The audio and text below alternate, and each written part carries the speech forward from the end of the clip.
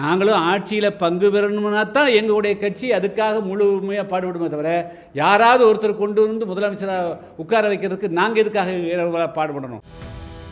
ஆட்சியிலும் அதிகாரத்திலும் யார் பங்கு தருகிறார்களோ அவர்களுடன் தான் 2026 சட்டமன்ற தேர்தலில் கூட்டணி அமைப்போம் என்று புதிய தமிழகம் கட்சியின் தலைவர் கிருஷ்ணசாமி அறிவித்துள்ளார்.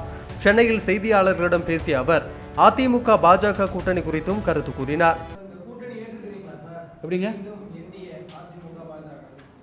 நான் ஏற்றுக்கலைங்கிறதுக்காக கூட்டணி அமையும்? அவங்க 2 பேரும் சேர்ந்துருக்கிறாங்க. அவங்க 2 கூட்டணி இருந்தோம்.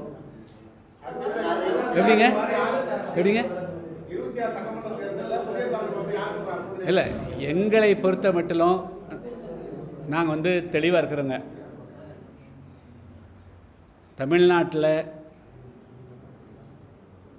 வெறும் அரசியல் மாற்றம் மட்டும் ஏற்பட்டால் போதாது.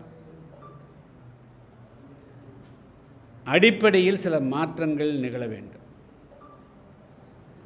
அதாவது இந்த நாட்டில் பூர்வீக குடிமக்கள், எத்தனையோ விளிம்பு நிலை மக்கள், அவங்கெல்லாம் அரசியல் அதிகாரத்துக்குள்ளேயே வர முடிய மாட்டேங்குது.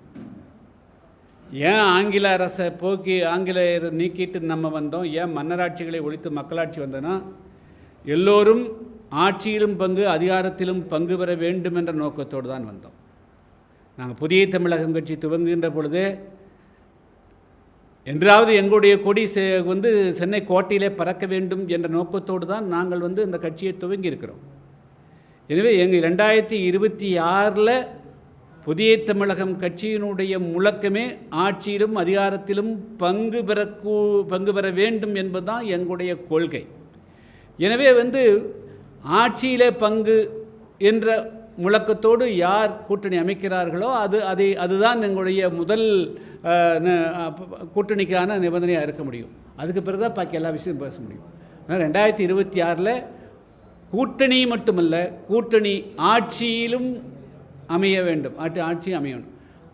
அதுக்கு தான் முக்கியத்துவம் புதிய தமிழகம் கொடுக்கும். அதை அடிப்படையாக வைத்து தான் எங்களுடைய கூட்டணியே அமையுமே தவிர, இந்த ஆட்சியை மாற்றிட்டு இன்னொருத்தரை கொண்டு முதலமைச்சராக்கிறதுக்கு, ஒரு கட்சியை கொண்டு முதலமைச்சராக்கிறதுக்கு நாங்கள் பாடுபட மாட்டோம்.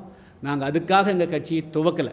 அதனால் நாங்களும் ஆட்சியில் பங்கு பெறணும்னா தான் எங்களுடைய கட்சி அதுக்காக முழுமையாக பாடுபடுமே தவிர, யாராவது ஒருத்தர் கொண்டு வந்து முதலமைச்சராக உட்கார வைக்கிறதுக்கு நாங்கள் எதுக்காக பாடுபடணும்?